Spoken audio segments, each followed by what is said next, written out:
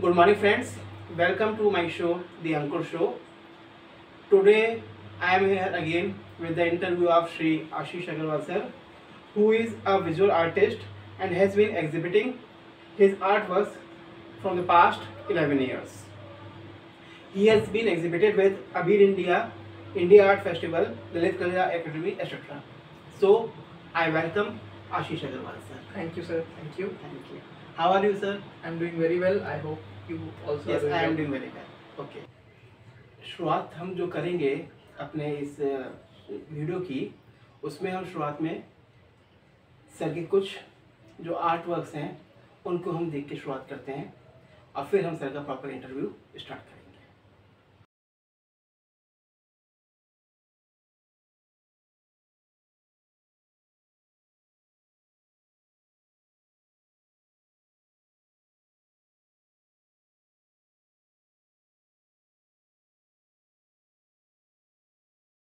तो sir, first of all I want to ask you the question, how you have started your art work, what is your journey? Okay. Actually, this is first question, and I am very happy that this should be the first question of this interview. As far as my artworks and journey is concerned, मुझे लगता है कि ये God gift रहा है। जी जी जी। और from the very starting of my childhood मैं ये करते आ रहा हूँ। बट अगर प्रोफेशनली बात करें तो 2012 से मैंने पेंटिंग्स एग्जिबिट करना स्टार्ट किया। My first exhibition was with Lalit कला एकेडमी, लखनऊ सेंटर। और उसके बाद 2018 में मैंने सबसे पहले दिल्ली के मिराकी आर्ट हाउस के साथ एग्जिबिट किया था अपना आर्टवर्क। और 2018 से professionally I have been selling and exhibiting my artworks. Okay, that's great. How long you have been exhibiting your artworks? From 2012 you are या फ्रॉम 2012 एक्चुअली उससे पहले से आर्ट करते आ रहा हूँ, बट 2012 से ललित कला एकेडमी के साथ जुड़ा। 2012 से 2017 तक मैंने ललित कला एकेडमी की जो वार्षिक चित्रकला प्रदर्शनी होती है उसमें मैंने एग्जिबिट किए अपने आर्टवर्क्स। फिर 2018 से और डिफरेंट आर्ट हाउसेस और एग्जीबिशन सेंटर्स के साथ जुड़ा। जी जी जी जी। तो सर, सबसे पहले मैं एक चीज़ आपसे और पूछना चाहूँगा कि जो आर्ट वर्क आप करते हैं उसमें आप किस टाइप की आर्ट्स पे आप वर्कआउट करते हैं सर? मेरा जो मीडियम है वो एक्रेलिक पेंटिंग है, एज वेल एज मेरा अपना एक स्टाइल है जो इतने सालों में मैंने डेवलप किया। और मेरे आर्ट वर्क्स अधिकतर आपको मिलेंगे जो भारतीय अध्यात्म और इंडियन माइथोलॉजी पर बेस्ड मिलेंगे। जैसे अभी मैंने पिछले साल एक सीरीज करी थी रामायण के ऊपर, जिसमें हम रामायण के पात्रों या चरित्रों की बात नहीं कर रहे हैं। हम हर रामायण में जैसे जैसे फेज बदलते हैं, संदर्भ बदल रहा है, उस हिसाब से कौन कौन सी ऐसी मटेरियलिस्टिक चीजें हैं जिनकी वजह से रामायण के कहानी में परिवर्तन हुआ। जैसे फॉर एन एग्जाम्पल, अगर हम बात करते हैं कि रावण ने सीता जी का अपहरण किया, जी ठीक है। अब राम जी को कैसे पता चला कि सीता जी का अपहरण किया गया है, कहाँ गई हैं, क्या हुआ है? तो सीता जी ने अपने जो कुंडल थे, चूड़ामणि थी, वो आसमान से नीचे गिराई थी। जी जी जी। तो ये एक मटेरियलिस्टिक थिंग हो गई जिसने कहानी में परिवर्तन किया। राम जी सीता जी को ढूंढ रहे हैं, अब वो कैसे उन्हें पता लगा कि सीता जी कहीं चली गई हैं? क्योंकि उन्हें उनके चूड़ामणि और आभूषण मिले। तो इस चीज को मैंने एक कंटेम्प्रेरी वे में दर्शाया है। तो मेरे अधिकतर आर्टवर्क जो है वो माइथोलॉजी बेस्ड रहते हैं और ब्लैक एंड व्हाइट मेरा मेन मीडियम में काम करने। ब्लैक एंड व्हाइट मीडियम आपका। तो जैसे आपने रामायण का ही एग्जाम्पल लिया, तो मैं इसी में थोड़ा सा और पूछना चाहूँगा कि जैसे आपने बताया कि आप रामायण के पात्रों को आपने ना लेते हुए बेसिकली जो उसमें घटनाक्रम घटा है उसको आपने डिपिक्ट करने की कोशिश करी है। तो सर, ये आपने जैसे रामायण की आप बात कर रहे हैं, तो ये आपने एक ही पेंटिंग में ये शो किया है या इसकी पेंटिंग की सीरीज? नहीं, ये 11 पेंटिंग्स का एक पूरा सीरीज है, जिसमें सबसे पहला जो पेंटिंग है वो बेस्ड है जब दशरथ जी ने श्रवण कुमार के ऊपर बाण चलाया। वहां से रामायण की शुरुआत हुई, क्योंकि जो श्रवण कुमार के माता पिता थे उन्होंने श्राप दिया। तो जो पहला बाण चला, वो पहला बाण मेरे लिए रामायण का प्रथम अध्याय का प्रथम चैप्टर कह सकते हैं कि जो आपकी रामायण को आपने 11 चैप्टर्स हम बोल सकते हैं जिसमें आप डिपिक्ट कर रहे हैं। तो आपने यहाँ से दशरथ और श्रवण से आपने शुरुआत करी और रावण के अंत तक पूरी कहानी 11 आर्टवर्क्स में दर्शाई है। जी। तो सर, ये पेंटिंग जैसे आप बात करते हैं, तो ये आपने इसको एग्जीबिशंस पे शो करी या किस तरह से? ये क्योंकि मैंने पिछले साल ही किया था, अभी ये कई सारे एग्जीबिशन जो हॉल्स हैं, आर्ट गैलरीज हैं, उनके प्रोसेस में चल रहा है and very soon that will be displayed in exhibitions. Right now अभी वो मेरे इंस्टाग्राम प्रोफाइल पे मैंने पोस्ट किया हुआ है उसके सारे videos. Okay sir. Process sir exhibitions का जनरल प्रोसेस क्या होता है सर, अगर हम बात करते हैं आपसे तो सर? देखिए मैं अपने व्यूअर्स को भी बताना चाहता हूँ। बिल्कुल सर। दो तरीके के एग्जीबिशंस हैं, एक होता है गवर्नमेंट एग्जीबिशन और एक होता है नॉन गवर्नमेंट एग्जीबिशन। जैसे हम ललित कला एकेडमी की बात कर रहे हैं तो वो गवर्नमेंट प्रोसेस है जिसमें कोई ऐसा एक्सपेंस नहीं होता, क्योंकि बहुत नॉमिनल 100-200 रुपए की फीस होती है। आप अप्लाई करते हो, पेंटिंग सेंड करते हो, सेलेक्ट होती है, फिर वो एग्जिबिट होती है जी। ये गवर्नमेंट का प्रोसेस है। जहां तक हम बात करते हैं non government private art galleries या आर्ट हाउसेस की, उनका प्रोसेस अलग है। जैसे इंडिया आर्ट फेस्टिवल है तो ये अब 3 जगह होता है भारत में, एक दिल्ली में, एक मुंबई में और एक बैंगलोर में। तो उनका एक अपना वॉल एरिया वो प्रोवाइड करते हैं जिसके लिए वो चार्ज करते हैं। आपको पहले रजिस्ट्रेशन कराना है, आपको वो वॉल एरिया जैसे 8 फीट बाय 3 फीट का एरिया हो गया या एक बूथ हो गया, उसकी अलग अलग फीस है, वो आपको पे करना है। That space is yours. Now you can display your art works along independently और along with some other artist. तो ये दोनों का प्रोसेस है। सेलिंग की जहाँ तक बात होती है एग्जीबिशंस में, तो गवर्नमेंट का प्रोसेस बिल्कुल अलग है, वहाँ के गेस्ट अलग होते हैं। प्राइवेट में आपको पूरे टाइम वहाँ रहना है, ठीक है। आपको जो गेस्ट आ रहे हैं आपको उनसे बातचीत करना है, उन्हें अपने आर्ट के बारे में इन्वॉल्व करना है, स्टोरीज बतानी है, पूरा कहानी जो आपकी आर्ट के पीछे वो बतानी है, तब आप सेलेक्ट करते हो आर्ट। तो ये पूरा प्रोसेस है। बट एग्जीबिशंस करने में हाँ मेहनत बहुत लगती है, क्योंकि आपको बनाना है, आपको ले जाना है, इंस्टॉलेशन करना है। एक दिन पहले सारी एग्जीबिशंस में आर्टवर्क का इंस्टॉलेशन होता है, फिर आप 3-4 दिन जो भी है उसमें एग्जीबिशंस करते हो। जैसे कि आपने बताया कि जब हम आर्टिस्ट के लिए बात कर रहे थे वर्किंग करने की, तो आपने कहा गवर्नमेंट भी इनके प्रमोट करती है और नॉन गवर्नमेंट भी प्रमोट करते हैं सर, वो तो आपने उसके बारे में बता दिया। लेकिन एक क्वेश्चन और माइंड में आया कि जब कोई आर्टिस्ट अगर वहाँ पे अगर जाता है, पहुँचता है, तो आर्टिस्ट को किस चीज़ पे फोकस करना चाहिए या किस चीज़ का ध्यान रखना चाहिए सर? देखिए क्या होता है ना, जब आप किसी भी एग्जीबिशन में पेंटिंग्स डिस्प्ले कर रहे हैं तो वहाँ पे जो मैंने एक्सपीरियंस किया है, कई बार मैंने जो यंग आर्टिस्ट हैं जो नए पहली बार या दूसरी बार एग्जिबिट करते हैं, उनका फोकस अपने आर्ट को एग्जिबिट करने के बजाय वहाँ पर सेल्फी खिंचाने में और टहलने पे ज़्यादा होता है। अच्छा। जबकि ये नहीं होना चाहिए। आप अपनी पेंटिंग्स को एग्जिबिट करने गए हो तो जो भी आपके पेंटिंग्स को देखने आ रहा है, वो अगर आपके पेंटिंग के पास 2 मिनट रुक रहा है तो वो इंटरेस्टेड है आपकी पेंटिंग को समझने के। जी बिल्कुल। वो उस आर्ट को कनेक्ट कर पा रहा है। तो हर आर्टिस्ट को सबसे पहले टाइम देना चाहिए व्यूअर को। जो भी आए आप उससे अपनी आर्ट का स्टोरी समझाएं, क्या कॉन्सेप्ट है, आपने क्या काम किया है वो समझाएं। कई बार मैंने सुना है, देखा है, बच्चे जो कॉलेजेस के बच्चे आते हैं, आर्ट कॉलेजेस के या कुछ नॉर्मल विजिटर्स आते हैं, कोई पेंटिंग को देख के वो बोलते हैं इसमें क्या है, तो हम कर सकते हैं, इसमें क्या बनाया है, कुछ कलर सिर्फ डाले हुए हैं। ऐसा नहीं होता है। हर आर्टिस्ट का एक कॉन्सेप्ट होता है। आप जब रुकोगे ना, आप जब वहाँ जाओगे, तब आर्टिस्ट का रिस्पॉन्सिबिलिटी बनता है कि वो उस आर्ट के बारे में सही से समझाए, है ना। दूसरी चीज, आप जब डिस्प्ले कर रहे हो तो आपका जो विजुअलाइजेशन है, जो डिस्प्ले है आर्ट वर्क का, वो इस तरीके से होना चाहिए कि वो अपीलिंग हो। अगर आपके पास सपोज 16 फीट बाय 6 फीट का एक स्पेस है, ठीक है, अब आप उसमें 15-20 पेंटिंग्स नहीं लगा सकते। That has to be clutter free. वो इस तरीके से डिस्प्ले होना चाहिए कि आप सही से देख पाए, कोई भी आ रहा है वो देख पाए, आप समझा पाए। कभी भी आई लेवल के नीचे जमीन पे पेंटिंग्स ना रखें। बहुत सारे लोग बहुत बार जमीन पे पेंटिंग करते हैं। जब मैंने स्टार्ट किया तो मैंने भी गलती करी, ऐसा नहीं कि मैंने कभी गलती नहीं करी, मैंने भी गलती करी। बट ओवर द टाइम मैंने जो चीजें सीखी हैं, जिससे बहुत सारा इम्पैक्ट व्यूअर के ऊपर और विजिटर के ऊपर पड़ता है, वो बहुत जरूरी है ध्यान रखना। अच्छा, कहने का अर्थ ये है कि जो आप बताना चाह रहे हैं कि जब कोई पर्सन वहाँ पे अपनी पेंटिंग्स को शो करने जा रहा है, तो उसका मेन, क्योंकि उसकी खुद की पेंटिंग है, तो वो ही उसको अच्छे से एक्सप्लेन कर सकता है। आप पेंटिंग छोड़ के जा नहीं सकते। हाँ, वो ही उसको अच्छे से एक्सप्लेन कर सकता है। तो इसलिए जो आर्टिस्ट है उसका वहाँ पे अवेलेबल रहना जरूरी है, ताकि वो उसको एक्सप्लेन कर सके सर। एंड एक चीज मैं जरूर इसमें ऐड करूंगा, जो भी एग्जिबिट कर रहे हैं अपने पास एक विजिटर बुक जरूर रखें, क्योंकि आप कितने लोगों से मिल रहे हैं आपको ध्यान नहीं रहता जी, है ना। तो आपके पास एक रिकॉर्ड होना चाहिए कि आपने किन किन लोगों से मिले, आपको क्या फीडबैक मिल रहा है।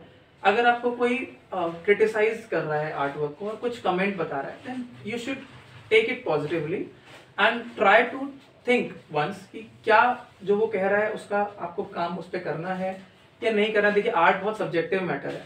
जो आर्ट 10 लोगों को बहुत अच्छी लगेगी, हो सकता है अगले 20 लोगों को वो अच्छी ना बिल्कुल ना लगे। लगे। सबका इंटरेस्ट अलग है, सबका साइकोलॉजी अलग है, कलर्स को लेके, ओरिएंटेशन को लेके। So every criticism should be taken in a positive way. ये आर्टिस्ट को जरूर ध्यान रखना चाहिए, जो भी यंग आर्टिस्ट आ रहे हैं या डिस्प्ले कर रहे हैं एग्जीबिशंस। सर इससे क्वेश्चन और आता है कि सर जैसे किसी पर्टिकुलर पर्सन की आर्ट की आप बात कर रहे थे या हम आप ही की आर्ट की बात करते हैं सर, उसकी प्राइसिंग आप कैसे कर सकते हैं सर? मतलब कि जैसे प्राइसिंग की जब हम बात करते हैं तो वो किस तरह से की जाती है sir?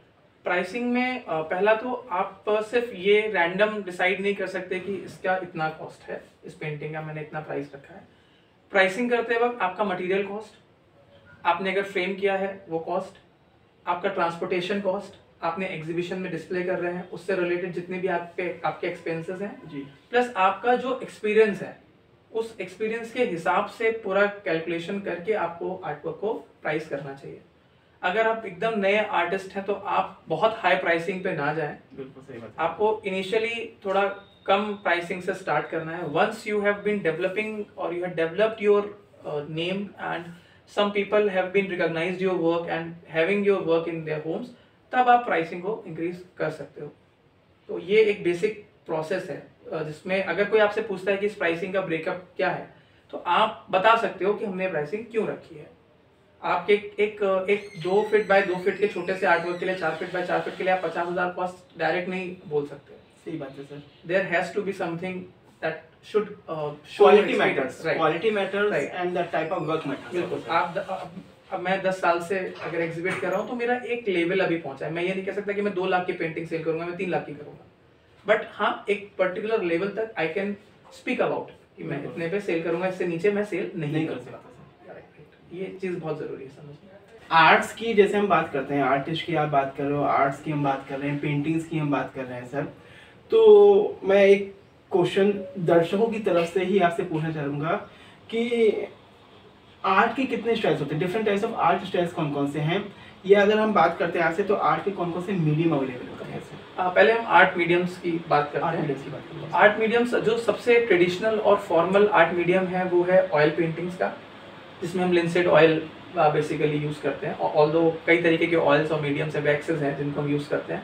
Apart from that there is acrylic medium, जिसमें acrylic plastic material based paints use होते हैं, जो आप यूज़ जो मैं यूज़ करता हूँ जनरली। डिफरेंस क्या है ऑयल में और एक्रेलिक में? पहले इन दो में बात करते हैं। जो मेन है ऑयल बेस्ड पेंटिंग जितनी भी होती हैं उनमें आपको अगर कोई शेड देना है, स्मूथिंग करना है, उसमें ज़्यादा टाइम मिलता है क्योंकि ऑयल बेस्ड पेंटिंग्स टाइम ज़्यादा लेती हैं ड्राई होने में।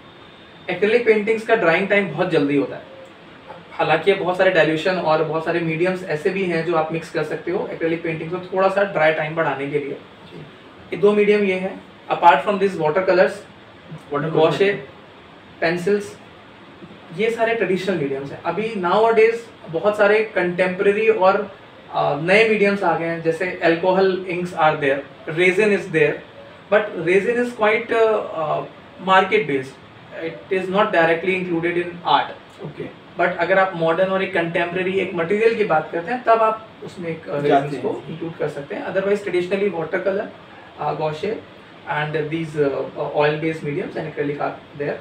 अपार्ट फ्रॉम दैट हम भारत में रहते हैं। भारत में बहुत सारे ऐसे राज्य हैं, स्टेट्स हैं जहाँ पे बहुत सारे ऑर्गेनिक मटेरियल से आर्ट बनाई जाती है। जैसे अगर हम बात करते हैं आपके राजस्थान में अगर हम जाते हैं तो वहाँ पे बहुत सारे नेचुरल पिगमेंट्स होते हैं जो पुराने पत्थरों को घिस के और फूलों से रंग बनाते हैं, जिनसे हमारे ये मिनिएचर पेंटिंग्स बनाए जाते हैं। जी, ऐसे ही अगर हम मध्य प्रदेश की तरफ जाएं या महाराष्ट्र की तरफ जाएं तो वहाँ पर चावल के आटे से और इन चीज़ों से बहुत तरीके की आर्ट बनती है जो अलग अलग मीडियम्स हैं। तो traditionally they are Indian mediums apart from very talked about mediums. और जब आर्ट स्टाइल्स की बात करी, आर्ट स्टाइल्स में एक इम्प्रेशनिस्ट स्टाइल है, एक एब्स्ट्रैक्ट स्टाइल है, कंटेम्प्रेरी स्टाइल है, मॉडर्न स्टाइल है, एक इंडियन स्टाइल है। एक चीज़ और यहाँ पर मैं ऐड करता हूँ, हर आर्टिस्ट का स्टाइल अलग है। अगर कोई पोर्ट्रेट बना रहा है जो ह्यूमन फिगर्स के पोर्ट्रेट्स हैं तो आप ऐसा हमेशा एक्सपेक्ट नहीं कर सकते कि वो लैंडस्केप भी बनाएगा। अच्छा, है ना। जैसे मेरे से कई बार लोग पूछते हैं कि सर आप पोर्ट्रेट बना सकते हैं, हमारा पोर्ट्रेट या हमें बनवाना है, तो मेरा सीधा सा आंसर है मैं पोर्ट्रेट्स नहीं बनाता। मेरा एक पर्टिकुलर स्टाइल है जैसे मैं अगर लैंडस्केप्स करता हूँ तो मैं लैंडस्केप्स एब्स्ट्रैक्ट ज़्यादा करता हूँ। ह्यूमन फिगर्स अगर मैं कर रहा हूँ तो मेरा अपना स्टाइल है, मैं एक रियलिज्म में नहीं जाता हूँ जी। अगर पोर्ट्रेट्स की बात करें तो एक रियलिज्म स्टाइल है, उसमें भी एक हाइपर रियलिज्म है। अगर आप नाउ डेज सोशल मीडिया पे अगर आप देखते हो तो बहुत सारे आर्टिस्ट जो एक्चुअल पिक्चर को, कैमरे पिक्चर को बना देते हैं, दैट इज हाइपर रियलिज्म। उसके पेंसिल्स सब मीडियम्स अलग हैं, और अगर हम नॉर्मल रियलिज्म की बात करते हैं वो अलग है। तो these are the different art styles. जी सर, आपने बहुत अच्छे से आपने एक्सप्लेन किया कि आर्ट स्टाइल्स कौन कौन से अवेलेबल होते हैं, आर्ट मीडियम कौन से हैं, और आर्टिस्ट की भी हमने बात करी सर वर्किंग करने के लिए। एक चीज़ जैसे हम बात करते हैं सर, आपने एक बात कही कि आपका जो मेन फोकस रहता है वो बेसिकली पेंटिंग जो है वो आपकी इंडियन मैथोलॉजी पे है, और स्पिरिचुअलिटी की तरफ, जो आप आध्यात्म की तरफ बात कर रहे थे, उस पर आप ज़्यादा फोकस करते हैं सर। तो यहाँ से सर मेरा एक क्वेश्चन ये आया कि सर, क्योंकि आप 10 ईयर्स से ज़्यादा आपका एक्सपीरियंस है और आप वर्किंग करते आ रहे हो, और तो मेरा आपसे सवाल बस ये था कि कुछ आप अपने डिस्टिंक्ट सोर्स के बारे में थोड़ा बहुत बताएंगे कि जो आपने स्पिरिचुअलिटी को लेके या इंडियन मैथोलॉजी पे वर्क किया हो, काम किया है, हाँ थोड़ा सा। मेरा जैसे आपने अभी अभी आपने जो रामायण का एग्जाम्पल बताया था, 11 पेंटिंग की सीरीज जो बेसिकली एक वर्कआउट में चल रही है, वैसे ही कुछ और उदाहरण आपके पास हो आपके वर्कआउट? बिल्कुल। अभी पिछले साल एक अबीर इंडिया ऑर्गेनाइजेशन है, अहमदाबाद बेस्ड है जी। मैंने एक पेंटिंग बनाई थी जिसका टाइटल है द्रोणागिरी जी। तो द्रोणागिरी पर्वत क्या है, आप रामायण में पढ़ते हो, एक संदर्भ आता है जहाँ पर हनुमान जी संजीवनी बूटी लेकर आए लक्ष्मण जी की जान बचाने के लिए, उनकी रक्षा करने के लिए। उस इंसिडेंट को लेकर मैंने एक आर्ट वर्क बनाया मेरे पर्टिकुलर स्टाइल में, ब्लैक एंड व्हाइट स्टाइल में। उसमें देखिए आर्ट में क्या है, एक थॉट होता है, फिर आपको एक रिसर्च करना पड़ता है, आपको रिसर्च जरूर करना चाहिए अपने थॉट प्रोसेस को और बढ़ाने के लिए, रिफाइन करने के लिए। अगर हम संजीवनी बूटी की बात कर रहे हैं, हम द्रोणागिरी पर्वत की बात कर रहे हैं, तो मेरा जो अपना काम करने का तरीका है उसमें क्या होता है कि एक रिसर्च प्रोसेस है। जैसे संजीवनी बूटी एक पहाड़ पर मिली, हम कहानी में पढ़ते हैं कि उस पहाड़ पर बहुत सारी बूटियाँ थी, बहुत सारी औषधियाँ थी, जिसमें से हनुमान जी को बहुत दिक्कत हो रही थी छांटने में, इसलिए वो पूरा पर्वत उठा के ले आए, है ना। तो मेरे हिसाब से जो मेरा अपना आइडिया निकला वो क्या है कि वहाँ पर बहुत सारी औषधियाँ होनी चाहिए, जिसके लिए मैंने बहुत सारा आयुर्वेदा पढ़ा, बहुत सारे चीज़ें नेट पे पढ़ी, बुक्स में पढ़ी, और मैंने 32 से ज़्यादा 32 से ज़्यादा एक्चुअल जड़ी बूटियाँ और हर्ब्स उसमें बनाई हुई है, जो अगर आप ध्यान से उस पेंटिंग में जाएंगे देखेंगे तो आपको वो दिखेंगे। जैसे उसमें ब्राह्मी है, शंखपुष्पी है, उसमें तुलसी है, उसमें आपका केले का पेड़ है, आंवला है, धतूरा है ना, उसमें ये सारे अलग अलग बने हुए हैं, और उसमें संजीवनी बूटी भी बनी हुई है मेरे, जो मैंने नेट पे देखा, इंटरनेट पे देखा, बुक्स में देखा किस तरीके का पेड़ है। जब आप उसे एक पर्टिकुलर एंगल पे ले जाओगे पेंटिंग को, तब आपको वो प्रॉपरली विजिबल होगा। अच्छा, वो आपको सामने से ऐसे नहीं दिखेगा, आपको एक एंगल पे देखना पड़ेगा, तब आपको वो दिखेगा कि हाँ यहाँ पे ये अलग से हाईलाइटेड है। अब क्योंकि ये इंसिडेंट एक रात में हुआ था, तो वो पूरा जो स्काई है उस पेंटिंग में वो पूरा स्टार्स और डार्क कॉन्स्टलेशंस हैं, तो ये उसका आइडिया था। ऐसे ही मैंने काम किया 27 नक्षत्रों के ऊपर। तो चंद्रमा, अगर हम साइंटिफिकली देखें तो चंद्रमा को, मून को एक रोटेशन के लिए 27.3 डेज लगते हैं। अब उसके 27 कॉन्स्टलेशंस हैं मून के, जिनमें सबसे ज़्यादा टाइम वो रोहिणी कॉन्स्टलेशन के पास निकालता है, जब हम 27.3 डेज को डिवाइड करते हैं जी। इसीलिए रोहिणी को इतना इम्पोर्टेंस दिया जाता है जी। अगर हम माइथोलॉजिकली इस चीज़ को देखें तो दक्ष प्रजापति की जो बेटियां हैं उनमें से 27 बेटियों की शादी हुई है चंद्रमा से जी। तो उन 27 में से 26 रोहिणी के अलावा उनकी ये शिकायत रहती थी कि भाई चंद्रमा जो है इनको ज़्यादा प्रेफरेंस देते हैं, हमें कम टाइम देते हैं। तो दक्ष प्रजापति ने श्राप दिया था चंद्रमा को कि इस वजह से, क्योंकि मेरी बेटियां ये कंप्लेंट कर रही हैं, मैं तुम्हें श्राप देता हूँ कि तुम 15 मतलब तुम्हारा जो शक्ति है वो खत्म हो जाएगी और तुम गायब हो जाओगे। चंद्रमा ने शंकर जी की प्रार्थना करी, उन्होंने उन्हें बचाया कि भाई 15 दिन आप बढ़ेंगे, 15 दिन आप घटेंगे। तो इस आर्टवर्क में मेरे आपको दिखेगा 27 लेडीज के फॉर्म है जो बैठी हुई है, एक है सेंटर में जो खड़ी हुई है। तो जो खड़ी हुई that is the leading lady, Rohini. बाकी सब जो है वो सिटिंग पोजीशंस में है, और ये माइथोलॉजिकली दिखेगा। और उसमें 27 एक्चुअल कॉन्स्टलेशंस भी आपको बने हुए दिखेंगे, जो एक्चुअल शेप है हमारे स्पेस में कॉन्स्टलेशन जी। तो ये 2 आर्ट वर्क हैं जो मेरे माइथोलॉजी पे बेस्ड हैं। अपार्ट फ्रॉम दीज, रामायण की हम बात कर चुके हैं अभी, एक मैंने लेटेस्ट अभी मेरे एक इंटीरियर स्टाइलिस्ट हैं मिस प्रीति प्रभु बैंगलोर में, उन्होंने अपने क्लाइंट के लिए एक शिव जी की पेंटिंग बनवाई थी मुझसे। तो उनका जो ब्रीफ मेरे पास आया था वो ये था, हमें शिव जी का एक पेंटिंग चाहिए, बड़े साइज में चाहिए, और दैट शुड बी कंटेम्प्रेरी। मतलब उसको देख के मुझे जो एक लाइन मिली थी कि उसको देख के गूज बम्स आने चाहिए। अच्छा। उस पेंटिंग को शिव जी की होगी बट कंटेम्प्रेरी होगी, तो वो पेंटिंग मैंने मेरे स्टाइल में ही डेवलप करा उसको। जैसे उसमें हमने आंखें नहीं बनाई हैं, कई बार लोग पूछते हैं कि इसमें आंखें नहीं है, because that is the mystery of Shiva for me. Shiva क्या है? शिव आध्यात्म है, शिव भूत है, भविष्य है, वर्तमान है। जब आप उस पेंटिंग को देखोगे तो मुझे लगता है आप फील करोगे। जो कलर टोन्स हैं, मैंने उसमें कूल कलर्स, हमारे पास 2 तरीके के कलर होते हैं, वार्म एंड कूल, मैंने वो पूरा पेंटिंग कूल कलर्स पे बनाया है। शिव जी अपने सिर पे गंगा जी को धारण करते हैं। गंगा जी वाटर रिसोर्स के रूप में, नदी के रूप में जानी जाती है, तो वाटर हो गया, खुद भस्म में रहते हैं शिव जी। तो हम रेड और येलो कलर यूज करना मेरे दिमाग में नहीं था, तो मैंने उसमें सारे कूल कलर्स ग्रीन और ब्लू के शेड में उसको। और दूसरा सर एक चीज मैं आपको बीच में टोक रहा हूँ सर, और शिव जी की जो आप बात कर रहे हैं वो ध्यान भी है, वो समाधि भी है, वो मोक्ष भी है, तो उसमें आपने पेंटिंग में सब चीजें शो कर, मैंने उस हिसाब से ही उस पेंटिंग को बनाया है। जी सर। ये इस तरीके के कॉन्सेप्ट्स, और रामायण की हम बात कर ही चुके हैं सर। लेकिन सर मैं बात करते करते सर व्यूअर्स को बताना चाहूँगा कि देखिए, अगर आप सर की पेंटिंग्स की आप बात करेंगे तो एक पेंटिंग ठीक आपके सामने आपको नजर आ रही होगी सर, और मैं सर से पूछना चाहूँगा इस पेंटिंग के बारे में कि ये क्या डिपिक्ट करती है। ये पेंटिंग, इसका टाइटल है 3 गॉडेसेस, और ये ब्लैक एंड वाइट मीडियम में ही है। और इसमें आप देखोगे तो इसमें ऑक्सीडाइज ज्वेलरी यूज़ करी है मैंने, और ये 2018 के दिसंबर आई थिंक मंथ में मैंने बनाई थी। एक एग्जीबिशन में मुझे जाना था, और उससे पहले एक दिल्ली के मार्केट में छोटी सी बच्ची मुझे मिली सर, एक छोटी सी स्टोरी है यहाँ पे इसके पीछे। तो उस बच्ची के पास ये ऑक्सीडाइज ज्वेलरी थी और वो बेच रही थी लाजपत नगर में। मैंने उससे बहुत सारे ये ज्वेलरी पीसेस लिए थे कि ठीक है इसका कुछ फायदा हो जाएगा, मैं तो कुछ ना कुछ कर ही लूंगा एज एन क्रिएटिव पर्सन और आर्टिस्ट। वो चीज़ें मैंने यहाँ पे एज शो यूज करी है। वो सारे इयररिंग्स को अलग अलग पीसेस में लगाया है, और ये पूरा आर्टवर्क पेन से बना हुआ है, ब्लैक पेपर के ऊपर सिल्वर पेन से बना हुआ है। And this is my own style.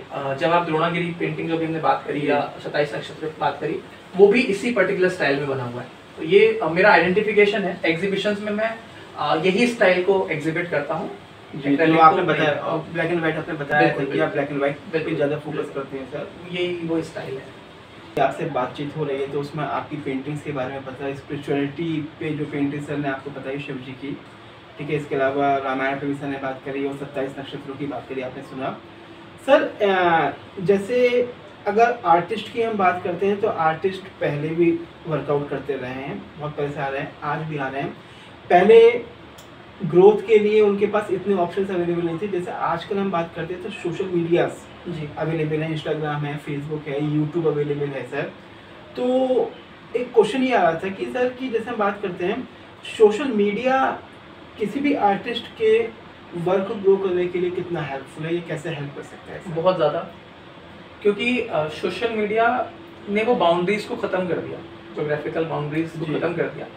आप अगर एग्जीबिशंस में नहीं जा सकते हो, आप एग्जीबिशंस में बार बार डिस्प्ले नहीं कर सकते, इन्वेस्ट नहीं कर सकते, then social media is the best place to showcase your work, but it has to be properly done, right.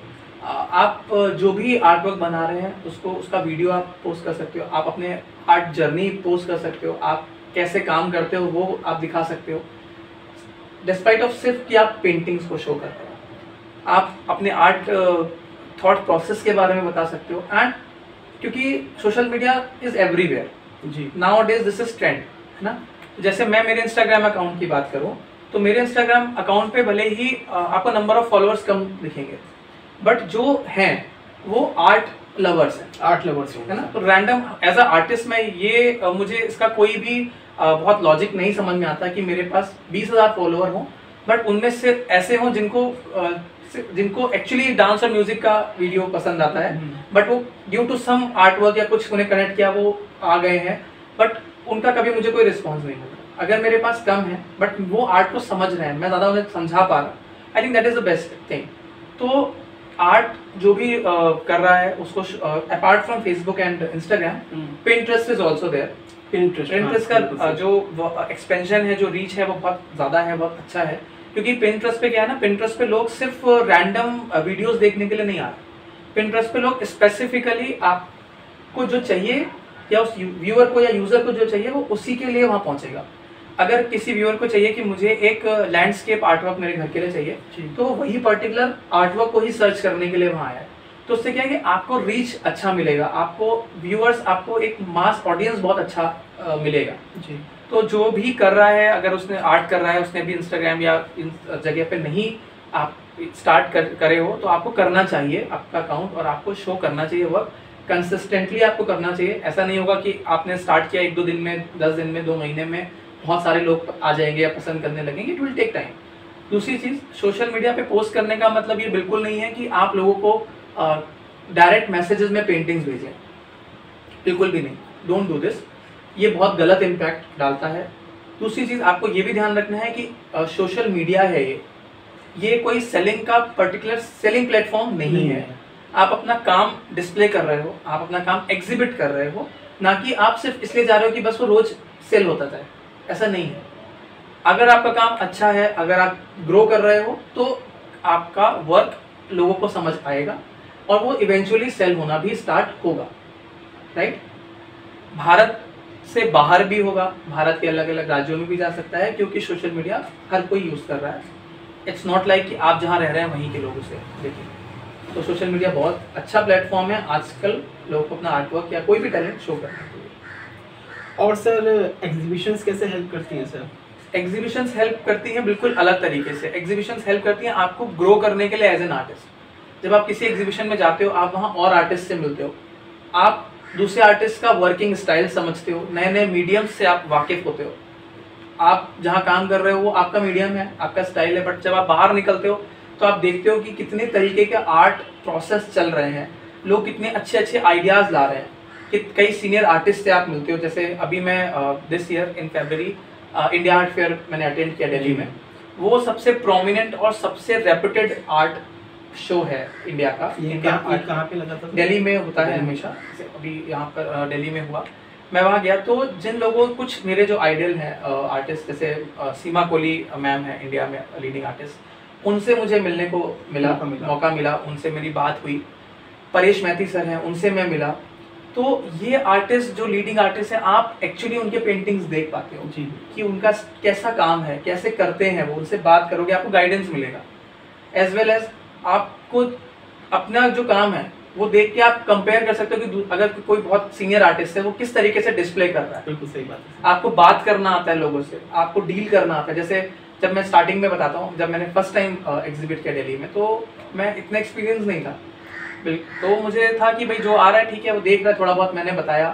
But आपको कनेक्ट करना बहुत ज़रूरी है दूसरे आर्टिस्ट से भी, आपको कम्युनिटी बढ़ानी है अपनी। सही बात है। आर्ट कम्युनिटी में लोग जुड़ेंगे, समझेंगे, आप दूसरे से सीखेंगे, सीखना बहुत ज़रूरी है। अपना पूरा ग्रुप क्रिएट करना पड़ता है। यस, और आपको लर्निंग प्रोसेस को कभी ख़त्म नहीं करना। एट एवरी स्टेज आपको सीखना है, और exhibitions are best place to learn about art, to learn about art techniques, to learn about how to communicate with art, how to communicate with collectors, how to communicate with buyers.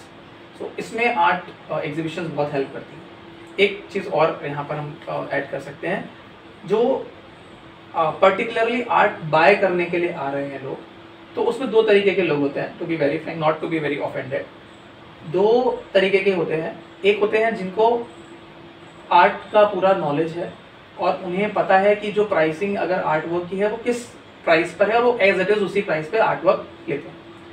कई बारी bargaining बहुत होता है exhibitions में, तो आपको दोनों चीज़ें ध्यान रखनी पड़ती हैं थोड़ा सा। ऐसा नहीं कि जो डिस्कस कर रहा है तो आप रिजिड हो जाएं, ऐसा भी नहीं होता। जैसे मेरे साथ दोनों केस हो चुके हैं। एक बार एक आर्ट वर्क के लिए बार्गेन हुआ, but that client was so much indulge in that painting that person wanted to buy that painting, उसको लेनी ही थी वो पेंटिंग, एंड थोड़ा नेगोशिएशन करना होता है, ऐसा नहीं है।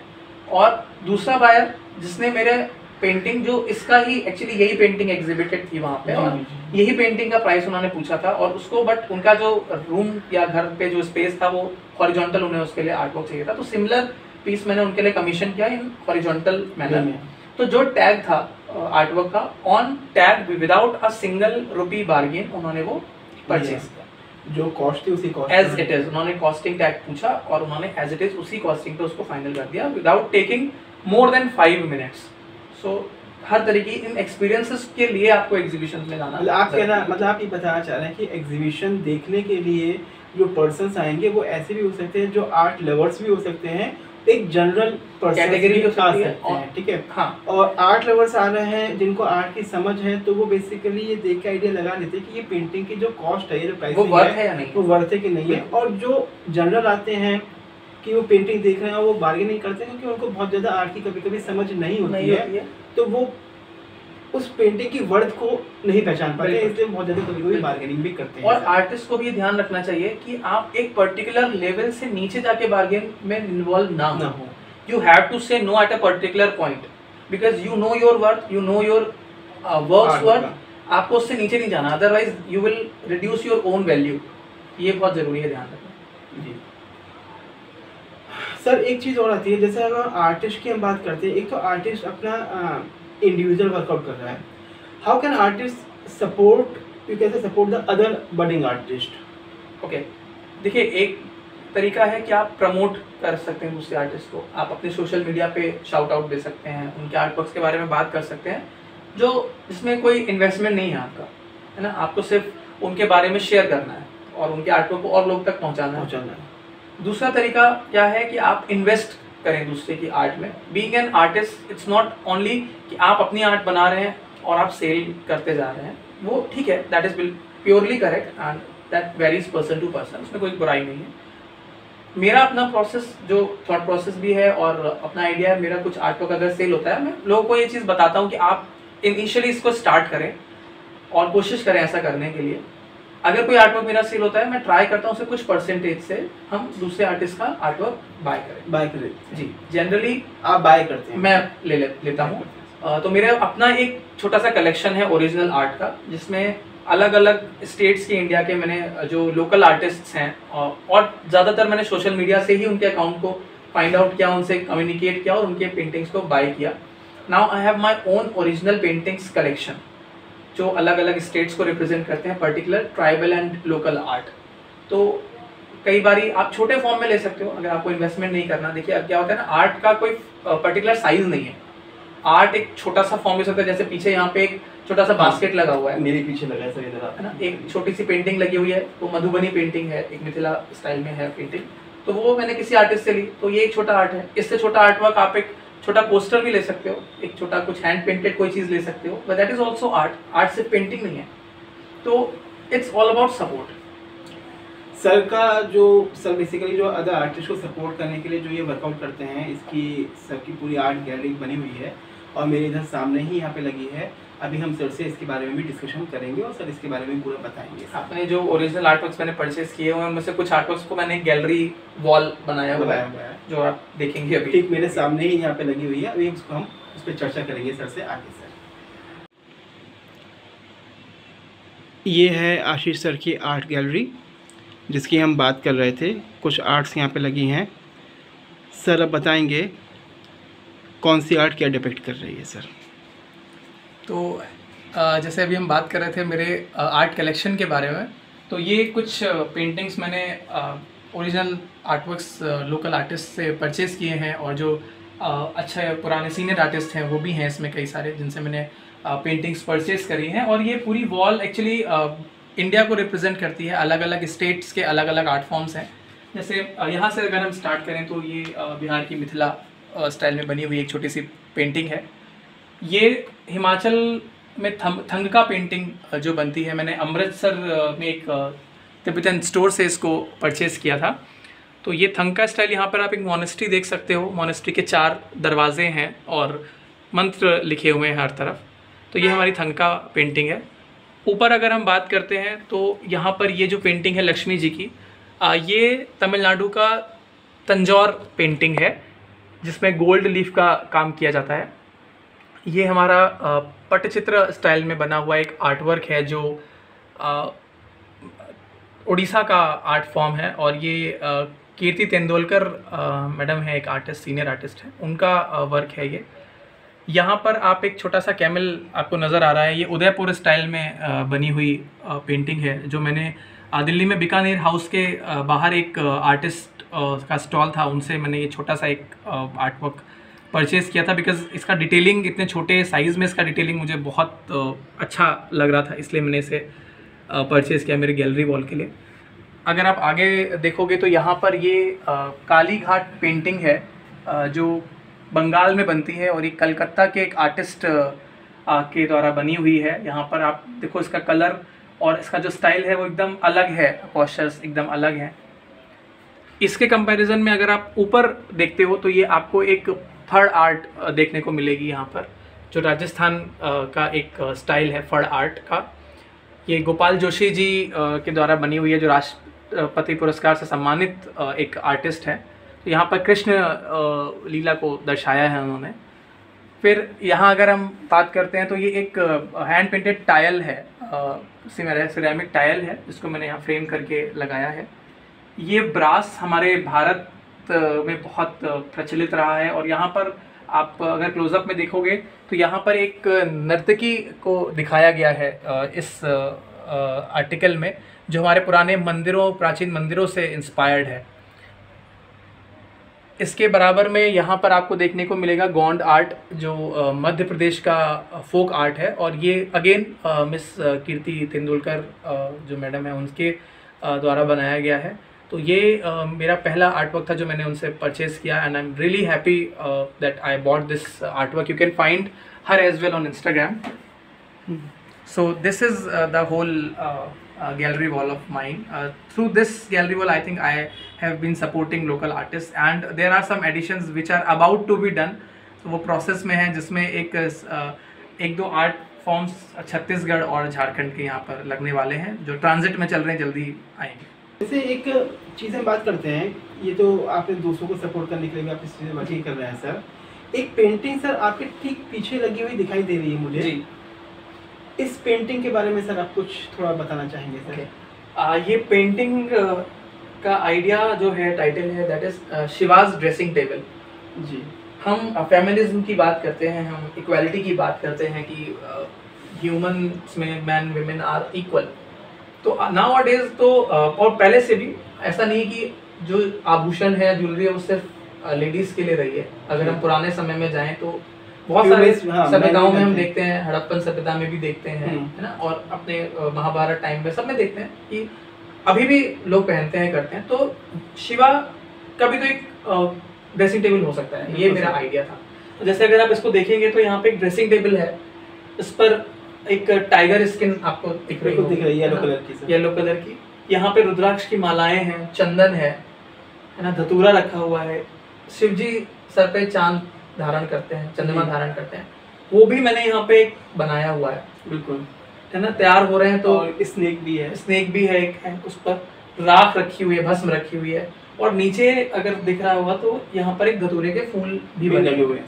तो ये इसका आइडिया था पूरा कि शिव जी का ड्रेसिंग टेबल अगर हम इमेजिन करें तो क्या क्या चीजें उस पर होंगी, क्या क्या चीजें शिव धारण करते हैं अपने स्वरूप में, तो उसको लेके ये मैंने आर्ट बनाया था। ये बढ़िया लग रहा है बिल्कुल सर। इसी बात सर, जो अभी बातचीत कर रहे थे उसी बातचीत में सर ने एक बात बताई थी, अगर आप लोगों ने ध्यान दिया होगा, सर ने कहा था कि जब द्रोणागिरी की जब उन्होंने पेंटिंग की बात करी थी या रामायण की पेंटिंग की बात करी थी, तो सर ने कहा था कि माइंड में थॉट आया, लेकिन उसके साथ हमें रिसर्च वर्क भी करना पड़ा।